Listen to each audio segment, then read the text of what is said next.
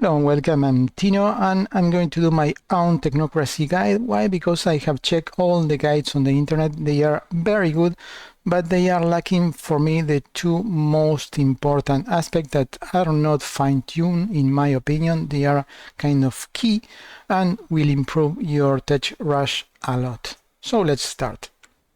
And if you are in Paradoxian channel, please subscribe here. It's Tino Dua English.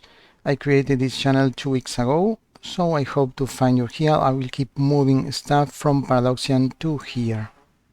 So all the guides start the same way. You should have at least 1 point in materialism or 2. It will boost even more your research, but that is important because it allows you to get technocracy.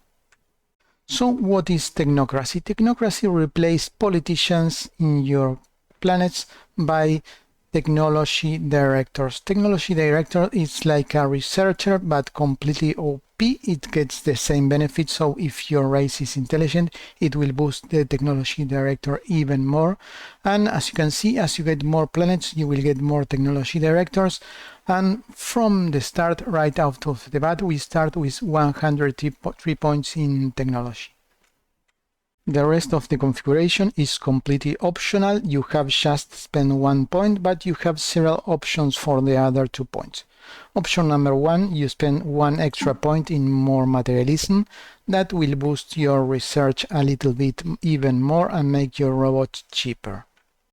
Option number 2, you can go pacifist. It will boost your stability, therefore your research and production, and also will give you an edict that is kind of festivity that will boost your happiness a little bit more, so it will all boost your production. You can go 1 or 2 points in xenophile and combine with the mercantile tradition.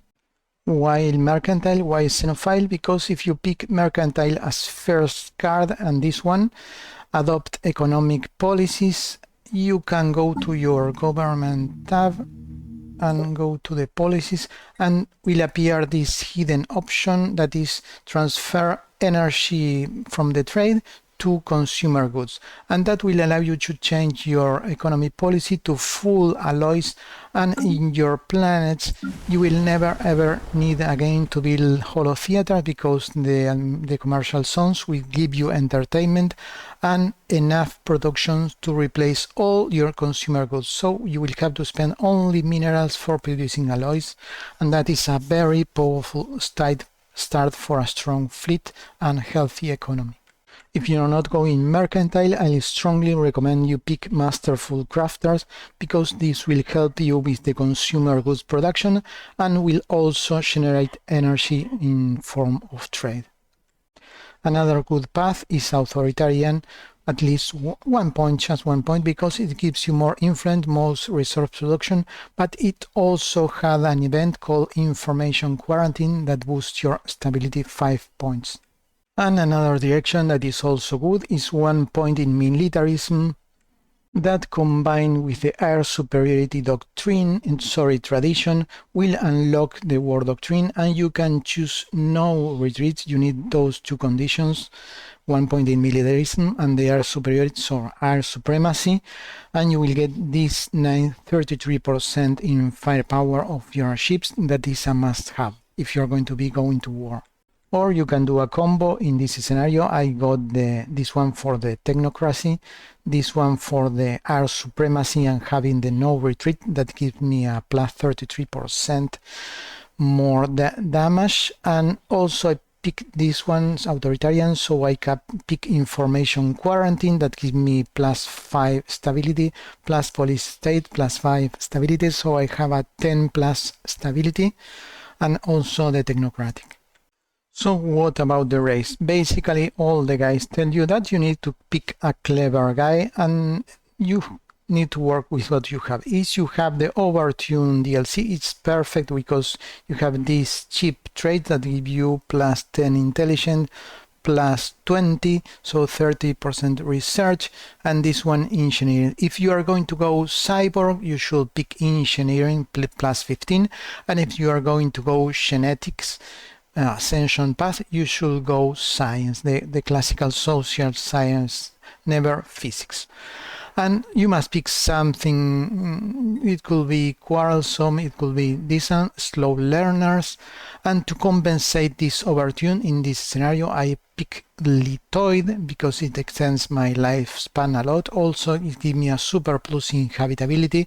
I can compensate the slow birth by replacing on the early stage with one of these. The good thing about the overtune is that if you go cyborg, you don't have any traits that you cannot remove. These traits can be removed because they are overtuned. The only trait that you will not be able to remove is this one.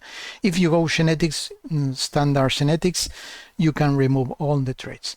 But it depends on what you have. If you have anything, you should pick intelligent, and again, you natural engineers or natural sociologists. Here start the new part that is not on other guides. The first step that you must get very early, since you are going to be, after you build about the 2 starting researcher centers in your home planet or 1, you create a new race for colonizing the planet. In this scenario, since I'm overtuned, I give this plus 30% breeding speed, and I'm going to keep the mentats, the intelligent guides, in my home planet that is going to be the researcher planet. So I'm going to, the key here is that you make different stratas of races. One should be the worker or several races for workers, and only one race specialized in research, very small. And now you are going to apply the academic privilege. Academic privilege will increase the cost, maintenance cost of the second strata level, but will boost your research a lot. Let me show you with a planet what does it do. You have in the planets, let's go to the first planet, the home planet. And as you can see, you have strata. Well, the academic privilege will increase the cost of all these guys, what will boost only the performance of the researcher. And that is why you need to design a specific race for researchers and increase the cost only for the researchers, and that academic privilege will boost the research speed a lot. And all the rest of the planets will be filled with these guys that are just fast breeder. But how to solve a problem? You need to have at least one of these guys on each planet, and that is easy to solve. You colonize with these guys, and then you swap the reproduction to these guys. Let me show you. This is one simple planet, and I have my researcher, my super intelligent guy here and the rest are the reproduction guys, R1.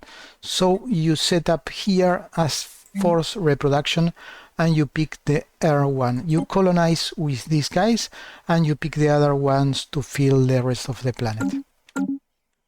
If you are going to open a new research position in the planet, you should transfer then one of the intelligent guys from the home planet to that planet, and then create the job. There is a hidden system that the best fit guy will take the job. So if you have some other intelligent guys, only the clever guy will pick first this job, but you need to have one of those guys on the planet on a lower level position.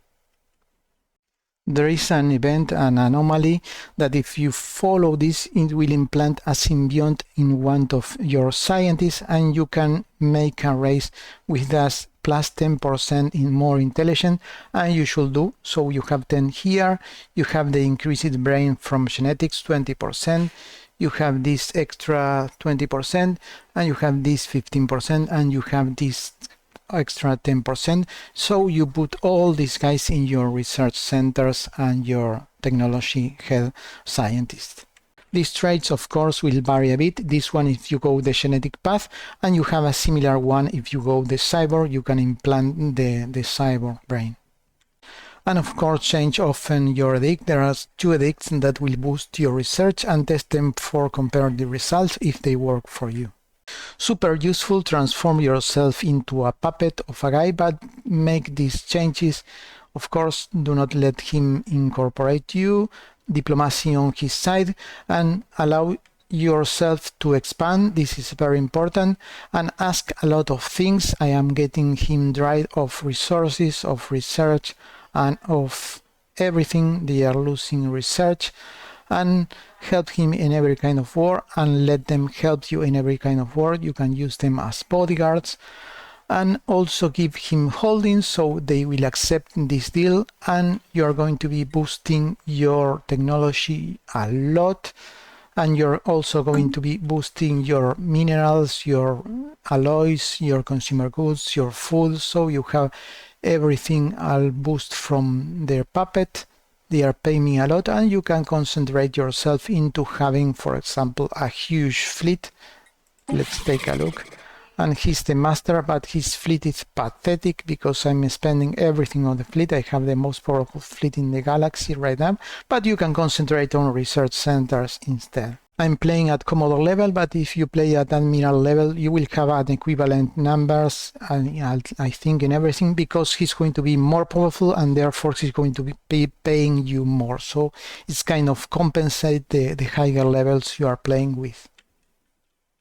But for me, the most OP trick is being a puppet. As you can see, they pay me 45% of their research, and it's a lot. It's really a lot. Also, they pay me 45% of their total in resources.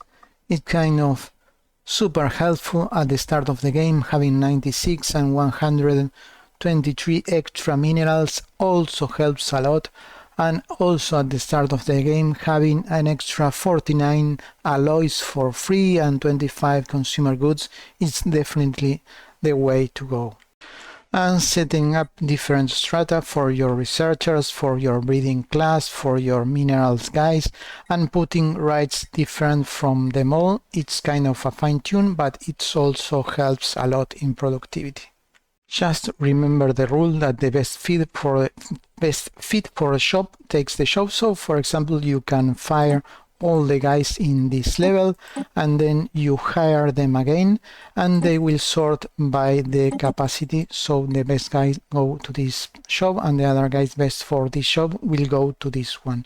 So this is a way to sort your employees, and also having your planets one of the intelligent guys when this position opens, and so on. And if you stay so far, thanks a lot for watching, and I hope you have a really great day. Bye bye.